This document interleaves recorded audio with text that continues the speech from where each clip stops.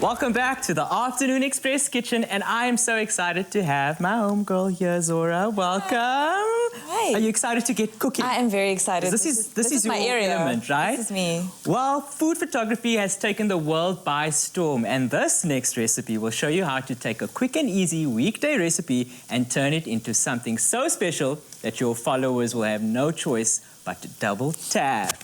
And isn't that what it's all about, Zora? Is getting those likes, getting that interaction of pictures, you know, something that you've really taken a lot of time to execute and just to get that, you know, love and appreciation. Yes. And I think this is a great recipe, Zora, because a lot of the time we aren't really maybe a foodie or someone that's really, you know, into the cooking side of things, but to be able to take a really simple recipe and make it shine and pop on your feed. Yes, exactly. That's the whole point of it. So that's what you're going to be helping me to do in a little while. So you'll see, Zora, we've given you a couple of garnishes there. I see, yes. You've got some Parmesan cheese, you've got a lemon. If you can grate that up. Awesome, that'll be great. Got some bowls over there. And then you're going to show us how to style in a little bit. I will. I'm going to get this pasta started, right? Okay. So in the pan, we've just got some yummy butter, some red onion and garlic, and we just sauteed that. And I personally like to just get a little bit of color on these elements, because again, it just adds a little depth of color in your plating at the end of it. Yeah, it's always good. Always good. So just give that a bit of a stir, and we're going to add our peas. Now, these are fresh garden peas, hand-picked garden peas. Oh, you know, wow. trying to be all seasonal and fresh, but we've also, you know, some of us at home don't have access to these beautiful products, so go for it. Use some tinned ingredients, but again, it all comes down into the styling, don't you think? I completely agree, yeah. It's really going to pop. Now, I must admit, I am such a fangirl. I really love your work. Oh, that's so lovely. And I may be really good in the kitchen, but I suck at taking photos. I feel like that is always a bit of a tricky one because, you know, just because you think like it's an amazing dish, you also want your followers to see how good it looks. Do you know what I mean? Not just make the thing without knowing anything. So what would you say is your, just off the bat, your top tip when it comes to food photography?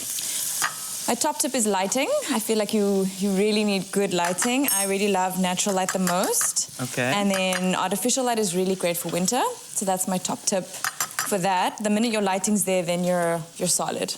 So when you talk about natural lighting, you're talking about maybe using a place that's close to a window? Yes, I usually have mine like right adjacent to my window. Okay. So I'm having the light either come from the right or the left, like right against it. Usually when the sun's kind of going down, at the moment in winter, what time is sunset? Like it's like 7 or 6, sorry. So like around 4:30, that's kind of when I get into it. Okay, fantastic. So I've just gone in with some Parmesan now, Zora. You can see this is a very simple pasta, guys. I love the recipe's on our website. Remember to head over to afternoonexpress.co.za for the recipe. But I think we can get into the styling. Let's I know do it. you've brought some props. I'm a prop person. Right. I'm a prop person. So are you going to talk us through just quickly? Yes.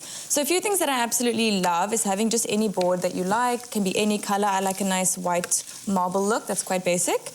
And then any paper, you can even use parchment paper from the kitchen just to make it easier. I have got like some old printed paper that I just got online. And then vintage cutlery. I like to add a bit of a vintage feel to it. So that's kind of like the way that I would style it for like a really simple way of plating something. And then we just basically put our main dish there and take the shot. How important is the actual vessel, like the color of the plate, the texture of the plate? I mean, you can obviously color code as you'd like. Like you could have a white plate on a white, or you could contrast it like this, which I think is really going to pop. Okay. So actually this is going to look amazing. Oh, that's great. That's perfect, yeah. Just go for just go for it, yeah. So I'm just going to add some fresh peas. This is going to really make it pop, the color. So they can come through really, really nicely. Let's just add some. So having sort of like a scene, setting a scene, and not just the dish, but having sort of a scene that it sort of plays around with do you think that's an important part? I think it's amazing. I also think your garnish is really important. So if I'm going to put my dish here, you can have extras that you're using on your plate, just scattered everywhere around. That's kind of the look that we go for. Lovely. Yeah. So I know I don't have a very fancy camera, but I'm going to attempt to take a picture with my trusty. So let's go for it. Let's go for it. So I know some people like sort of a top-down angle when it comes to this is a nice 45 degree. 45 degree. Okay, so shall we compare notes? Okay, I've got like a ton of the background behind me. Let's see. Let's give that a look. There we go. Stunning. I love the tips, and thank you so much for this amazing setup and for bringing along all your trusted tools. And remember, if you want to get this recipe, head over to afternoonexpress.co.za.